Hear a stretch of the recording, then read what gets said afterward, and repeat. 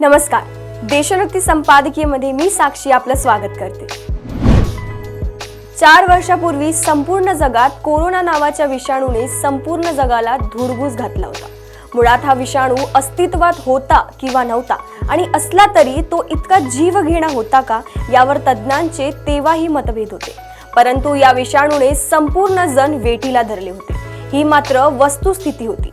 त्यावेळी त्या विषाणूचा उगम आणि प्रसार चीनमधून झाल्याचे सांगितले गेले आणि आता या चीनमधून पुन्हा एक तसाच विषाणू पसरत असल्याच्या बातम्या आहेत। मागच्या काही दिवसांपासून चीनमध्ये HMPV नावाचा विषाणूचा धुमाकूळ घालत आहे। आता या विषाणूचा भारतातही शिरकाव झाल्याची बातमी आहे। कर्नाटकमध्ये या विषाणूचे 2 रुग्ण सापडले आहेत। येथे 2 छोट्या मुलींना या विषाणूचा संसर्ग झाल्याचे समोर आले आहे।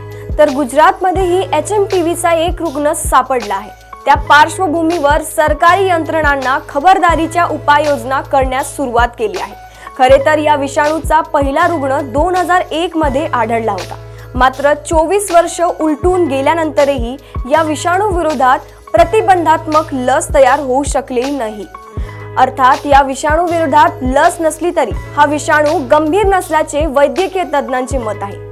कोरोनाप्रमाणेच साध्या सर्दीचा त्रास या विषाणूमुळे संभवतो आणि तो देखील वृद्ध लोकांना आणि लहान मुलांना। हा विषाणू नवा नाही आणि भूतकाळात या विषाणूमुळे फार काही उपसर्ग झाल्याची नोंदही नाही। या पृष्ठभूमीवर आताच या विषाणूची नवी धास्ती तयार करण्यामागे पुन्हा एकदा औषध निर्मिती कंपन्या, चीनचे अर्थकारण, अमेरिकेत होत असलेला सत्ता बदल असे काही घटक तर जबाबदार नाही ना, ही शंका उपस्थित होणे स्वाभाविक आहे। अगदी साध्या उपायांनीही या विषाणूला रोखणे शक्य आहे असे तर वैद्यकीय तज्ञांचे मत असले तरी त्याचा इतका गाजावाजा करण्यामागे मागच्या वेळेप्रमाणे व अन्य काही कारणे असतीलच असे ठामपणे म्हणता येत नाही।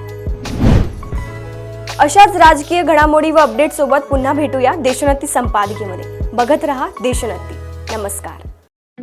ठळक घडामोडींसाठी देशोन्नती न्यूज चॅनलला सबस्क्राइब करा आणि बेल आयकॉन प्रेस करा।